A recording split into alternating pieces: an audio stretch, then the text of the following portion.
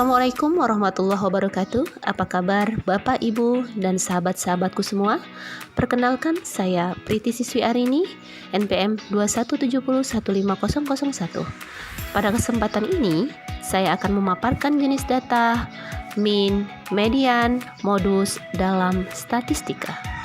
Jenis data statistik adalah konsep penting yang perlu dipahami untuk menerapkan pengukuran statistik dengan benar. Terdapat 4 jenis data statistik hasil pengukuran, yakni nominal, ordinal, interval, dan rasio. Data nominal disebut juga data kategori, yaitu data yang diperoleh melalui pengelompokan objek berdasarkan kategori tertentu. Perbedaan kategori objek hanya menunjukkan perbedaan kualitatif.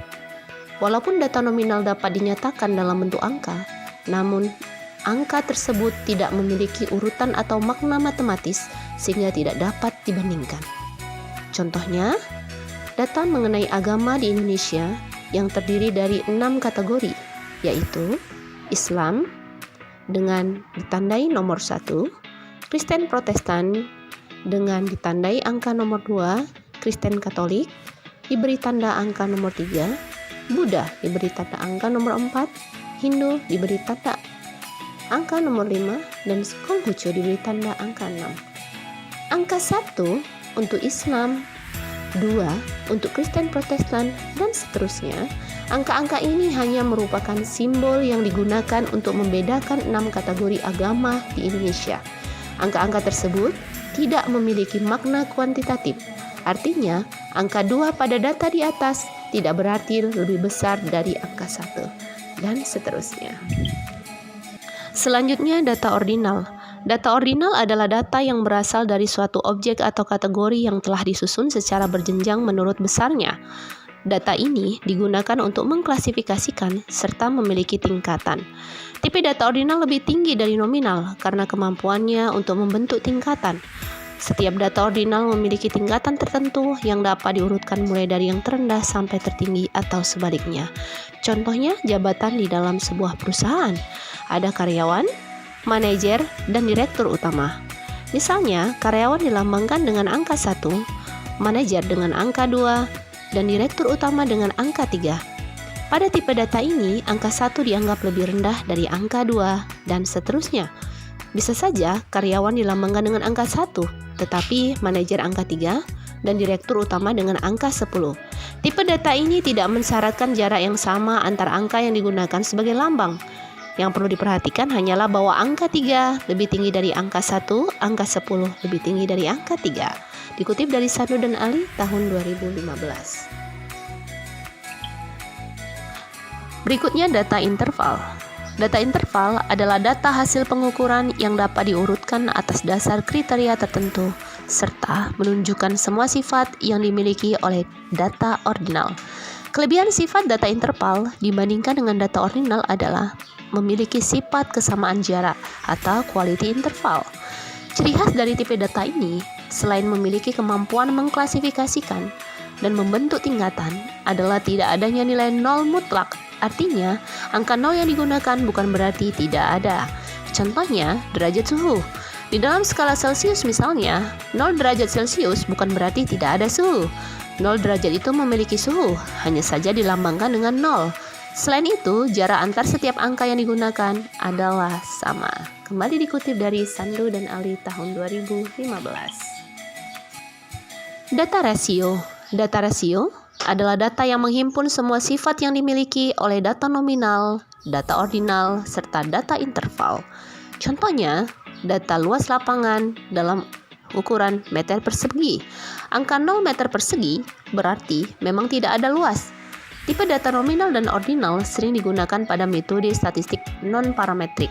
Sedangkan tipe data interval dan rasio cocok untuk digunakan pada metode statistika parametrik. Asal asumsi yang dibutuhkan oleh metode statistika parametrik yang bersangkutan dapat dipenuhi. Nah, selanjutnya saya akan paparkan tentang mean, median, dan modus. Dalam statistika, dikenal adanya ukuran pemusatan data. Beberapa ukuran pemusatan data yang perlu diketahui adalah mean, median, dan modus. Nah, apa saja min, median, dan modus itu? Min dapat diartikan sebagai nilai rata-rata suatu kelompok data. Median adalah nilai tengah data setelah diurutkan, sedangkan modus merupakan nilai yang sering muncul dalam suatu kelompok data. Min, median, dan modus sangat diperlukan dalam menganalisis suatu hasil atau pengumpulan data. Setelah data diperoleh atau dikumpulkan, langkah selanjutnya adalah data diolah dengan metode statistik. Adapun rumus min untuk data tunggal adalah nilai rata-rata sama dengan sigma nilai data ke I dibagi dengan banyaknya data. Dan rumus min untuk data kelompok adalah nilai rata-rata sama dengan sigma frekuensi kelompok data ke I dikali nilai tengah kelompok data ke I dibagi frekuensi kelompok data ke I. Selanjutnya adalah rumus median.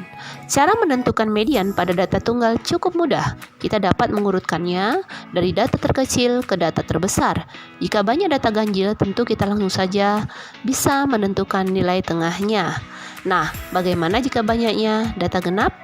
Misalnya, banyaknya data n, jika n ganjil, maka median ditentukan dengan median x n per 2. Jika banyaknya data genap, maka median xn per 2 ditambah xn per 2 tambah i per 2. X median xn per 2 adalah data ke n bagi 2, sedangkan xn per 2 tambah i adalah data ke n per 2 ditambah 1. Adapun rumus median pada data kelompok dapat ditentukan jika kita telah mengetahui kelas mediannya. Carilah kelas data yang memuat data nilai tengah. Median data kelompok dapat ditentukan dengan median sama dengan tepi bawah kelas median ditambah banyaknya data dibagi 2 dikurang frekuensi kumulatif sebelum kelas median atau Fkum dibagi dengan frekuensi kelas median dikali dengan panjang kelas. Terakhir, rumus modus. Untuk menentukan modus, biasanya pada data tunggal dibuat tabel frekuensi data tunggal agar memudahkan dalam menentukan frekuensi tiap data. Lalu temukan data dengan frekuensi terbesar.